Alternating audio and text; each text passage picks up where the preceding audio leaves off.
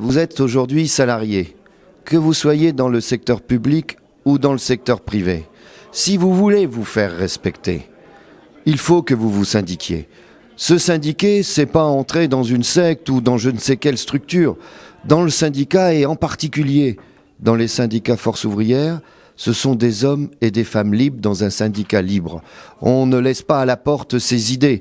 On respecte par contre l'indépendance du syndicat. On peut avoir toutes les idées qu'on veut, mais quand on est avec nos collègues dans le syndicat, ce qu'on défend, c'est nos intérêts individuels et collectifs. C'est ça le fait d'être syndiqué. Notre pays est une république. Être dans une république, ça signifie qu'il y a un minimum d'égalité de droits entre l'ensemble des citoyens, mais qu'il y a aussi un minimum d'égalité de droits entre l'ensemble des salariés. Le mouvement ouvrier, et notamment Force ouvrière, au fil des années, a construit des droits pour les salariés. Je vais prendre un exemple. Quand nos anciens ont construit le système d'assurance chômage, ils l'ont fait dans un esprit républicain. Ça veut dire quoi? Ça veut dire tout simplement que, certes, il faut avoir cotisé pour bénéficier du système quand on perd son travail, mais dans le même temps, une fois qu'on a cotisé, que l'employeur a cotisé également, que vous soyez salarié d'une très petite entreprise, d'une PME, d'une multinationale, syndiqué ou non syndiqué, vous avez tous les mêmes droits. C'est ça l'esprit républicain.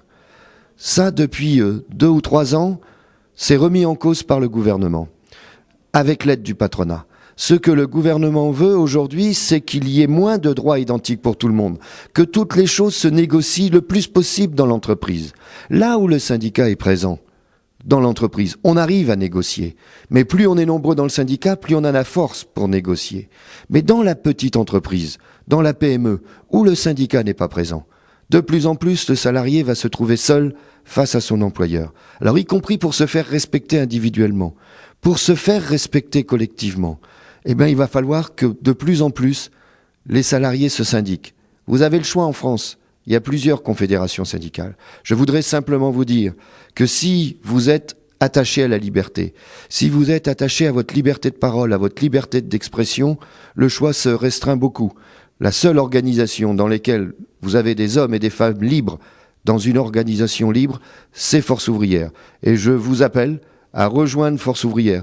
Quand je dis rejoindre Force ouvrière, c'est rejoindre vos collègues avec qui vous allez pouvoir discuter, vous allez en quelque sorte vous-même prendre les décisions avec d'autres pour construire votre avenir et vous faire respecter.